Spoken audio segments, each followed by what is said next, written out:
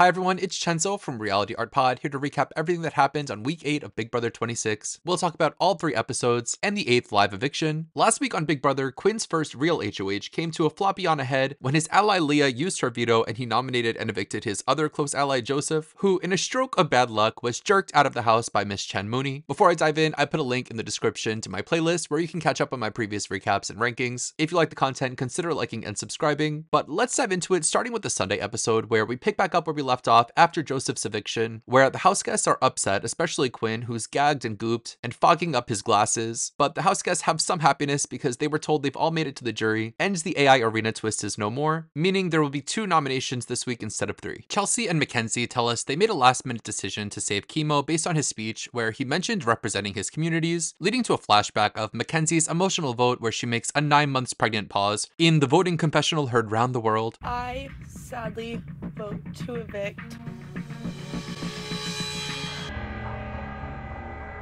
Joseph. Mackenzie and Chelsie seem to have genuinely made their decision last minute, and it's sweet to see them give Chemo hugs. That's nice. The votes against Chemo were Leah, Angela, and Cam. Leah is really upset about Joseph and feels like it's her responsibility because she saved Angela with her veto. Quinn is also dejected. Second HOH, second time one of my final 2s got sent home. He breaks down crying, and it's actually sad to see. Angela confesses to Chemo that she voted him out, and Chemo says he sees right through her apology, saying she got caught. T-Core is happy that all of her little friends made it to jury, and Chemo tells T-Core he wants to protect the people who voted to keep him in the game. Chelsie is going to confess to Cam that she voted out Joseph without telling him. Cam feels blindsided and like he can't trust his greatest ally in Chelsie. Cam declares he's ready for war, and we're going to see a different side of him moving forward. Okay, Cam. So they head to the backyard for the HOH competition. A before and after competition based on videos they got the night before. On their Ding doorbell camera, they even got a message from Twit Lisa that has Angela giving a blood-curdling scream. They have a delivery of Sweet Kenny K's sausage pizza, a protester for Bring Back the Key Wheel, a plumber who's totally not Lisa, and the freaking Nether Gorgon who has to pee. Remember when the Nether Gorgon chased Felicia into a different dimension? Also, is it just me, but is anyone noticing the lack of Felicia references this season? There should have been at least one competition based off Felicia this season. Organizing her t-shirt dresses, hot tub dunk tank, even a food competition based on her shopping list. I can't help it, y'all. I'm obsessed. The player with the most correct answers at the end will be head of household, so they get to playing with Angela and Rubina especially being bad at this, and it comes down to a tiebreaker between Mackenzie, Chemo, Chelsie, and Cam, where they're asked how long the chicken wire competition was. Chelsie is closest, guessing around 45 minutes. Cam is furthest off, guessing the equivalent of 10 hours. So Chelsie wins her second HOH competition of the summer. Later, Chelsie holds meetings, starting with Quinn, reassuring Quinn that she'll have his back this week and that he won't be going on the block, and Chelsie starts looking for her 2 nominees, getting to some creative editing where Cam is flirting with Leah and a face crack from Chelsie. These clips I think were from way earlier in the summer when Cam and Leah were kind of a showmance. The show seems to want to paint Chelsie as extremely jealous, and Cam is flirting with this one and that one because now he flirts with Mackenzie. Angela campaigns to Chelsie, and her only real argument is that she's been on the block a lot of times and doesn't want to again. Chelsie doesn't want to hear it, and Angela starts crying for herself. Chelsie says Angela gives her a headache. In the backyard, T-Court sees a bird and it poops right on her face. Oh crap. After she cleans up and retains her dignity, she meets with Chelsie, who tells T-Court she wants to nominate Angela and Chemo. T-Court isn't really worried about Chemo and feels like she has the votes to keep him safe. Chelsie then asks Chemo if he's down to be a pawn, and he agrees to it, but then he agonizes about pawns going home in the diary room. Boo hoo hoo, you agreed to it. When Chelsie talks to Leah, Leah talks to her in riddles and likes, which annoys Chelsie and makes her consider Leah as a nominee as well. Chelsie talks to Cam and tells Cam that she feels like Leah is his top priority. He gives probably my favorite reaction to anything of all time. You are drunk. Later, they get to the nomination ceremony where T-Core is wearing Joseph's veto costume from last week for no reason. Chelsie ends up nominating Chemo and Angela, very safe nominations, and a diplomatic speech. Angela declares herself the Taylor Hale of the season, and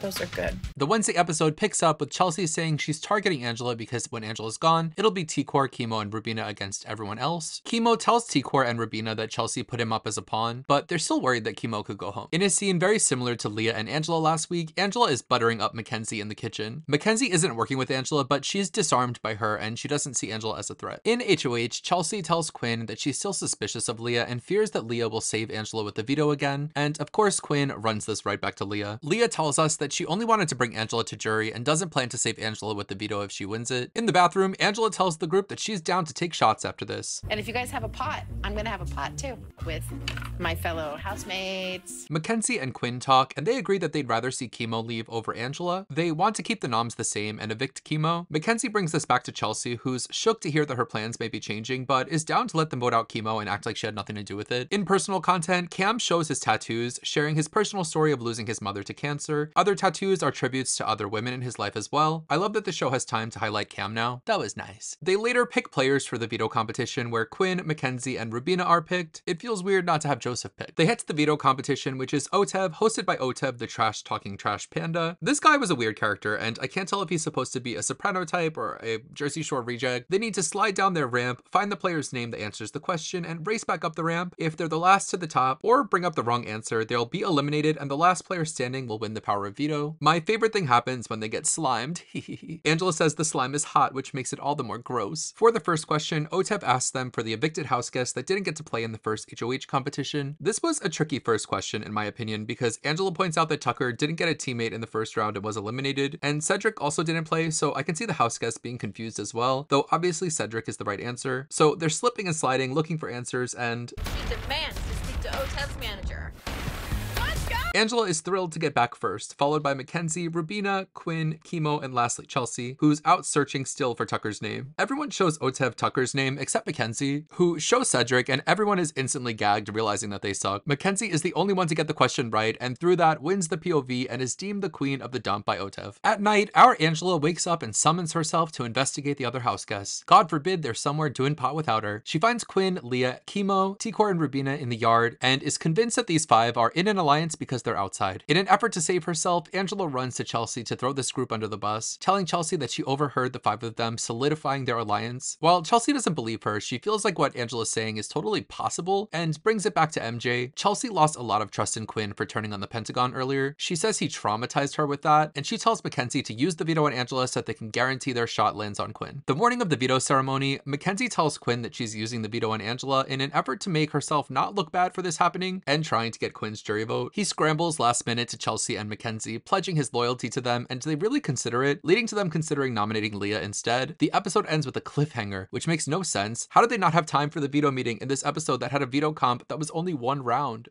Moving on to the Thursday night episode where Julie is wearing, wait a minute, that's a man! Turns out Julie has the vid and can't do the show for the first time ever, so Jerry O'Connell will be replacing her tonight. Get well soon, Julie. Jerry is wearing a blue jacket and cutesy pink shirt and paisley pocket square. Jerry surprises the house guests with his existence, and they're all shocked and I'm sure thinking that they're being punked. In house events, we go back to the veto meeting where, without much suspense, Mackenzie saves Angela with the veto for a record-breaking third time, and Chelsie nominates Quinn in her place. This really could have been showed Wednesday, as there wasn't much surprise or fallout. Angela says she's an unkillable cockroach, Chemo calls her Michael Myers, and Quinn says she's one of the greatest players of all time. At this point, Quinn knows he's kind of doomed. Chelsie breaks down in the backyard because she really likes Quinn and had to make the best game move for herself, so the stage is set. Chemo definitely has T-Core and Rubina's votes, Quinn has Leah and probably Angela, and if Quinn wants to stay, he has to convince the people who just nominated him to change their minds. Leah is upset about the Quinn nomination, and when she's isolating herself from group activities, Angela goes to console her. Not the person she wants to talk to, since Angela just threw Leah under the bus and she knows it. Angela denies everything. Leah thinks that Angela told Chelsie that Leah founded the suspected alliance. Angela goes back to Chelsie and backtracks everything that she said, and ends up just surrendering to letting everyone think that she said that because she lost her marbles. Angela and Leah pretty much have to make up because they need each other in the game right now. Then there's a fun Quinn segment where they play Kiss, Marry, Evict, and Leah says she'd marry Quinn. The house guests summon Leah to kiss Quinn, but she skitters away. In bed, Quinn flirts with Leah and asks her if she didn't kiss him because of strategy or because she didn't want to, and she says strategy. She tells us she thinks she has a crush on Quinn. That's nice. Quinn begins his big campaign with his strongest point being that Chemo's in a power throuple. He comes across as logical and sincere. He pitches a 5-person alliance with he, Chelsie, Cam, Mackenzie, and Leah, but his argument's biggest flaw is that he's in a trio himself with Angela and Leah. Back to the present where the nominees give their speeches, first with Chemo giving a similar speech to last week's. Quinn funnily calls Jerry Kangaroo Jack, references past seasons, and calls himself Big Brother Icarus. They get to the votes. Votes to evict Quinn are T-Core, Rubina, Mackenzie, and Cam, and votes for Chemo are Leah and Angela. So Jerry reveals that Quinn has been evicted by a vote of 4-2. He takes it on the chin, but he's obviously rightfully bummed and awkwardly rejects a friendship bracelet from Rubina. Jerry does a great job interviewing Quinn. It's a normal conversation, a bit of a great mix of Jerry's charisma and Quinn being in a silly mood and well-spoken. Quinn says Leah was his number one in the game, and Jerry calls Quinn out for evicting his allies in Cedric and Joseph. Quinn says he's mad because he went home with a hidden immunity idol in his pocket, and Jerry asks if he can touch Quinn's hair in one of the most fun and unhinged interviews of all time. So we have to say goodbye to Quinn here, who I ranked 12th overall preseason, feeling like he had overbaked strategies in his head, and he gets off to a great start, winning his power and getting in the Pentagon and the Visionaries within the collective. He just plays such a constant, frustratingly messy game, exposing his power and his alliances and being the downfall of a few really great players. He just wanted to play all crazy and make good TV. You can tell he was playing the way he wished people played when he was watching, and I do have respect for that. He was doing surprisingly well in the game against all logic when he was being untrustworthy and playing crazy, but ultimately when he randomly decided to be a loyal player on his second HOH, it negatively affected his game, resulting in his eviction. While I think he was an interesting character, I'm not expecting to see him again because if I were a reality TV producer, I would hate that he kind of ruined the power-up twist. They spent a lot of money on holograms, and having someone who's gonna kind of ruin things you spend time putting together isn't good for business. Between that and America voting to nominate him, I feel like the show was kind of over Quinn for a few weeks now, and for reasons that I mentioned, I'm not expecting to see him a lot more in the future. Following the eviction, Jerry hits us with the love one another, and we have to say goodbye to Jerry here. I'll be honest, he really ate this episode. Julie's been doing this for 20 years, and she still flubs her lines. He really just came in and nailed her job in one day. Stan Jerry. Jerry sends it back to the house with Ainsley, who tells them she's going on vacation. She's sending in her apprentice that's somehow less sophisticated than her. So while we were expecting a twist, we're getting someone who's even more of a mess than this blue chick. So that wraps up my recap of week 8 of Big Brother 26. If you like the content, consider liking and subscribing. I'll be back later tonight with my week 8 player rankings. And next week we have the challenge and Survivor on Wednesday and Big Brother on Thursday. I'm going to be yapping up a storm. Let's talk in the comments. What did you think about this week? Also, I'm on social media. I have links in the bio. I'm especially active on Instagram and Twitter. I'll see you where I see you. Until next time, have a nice night. Bye.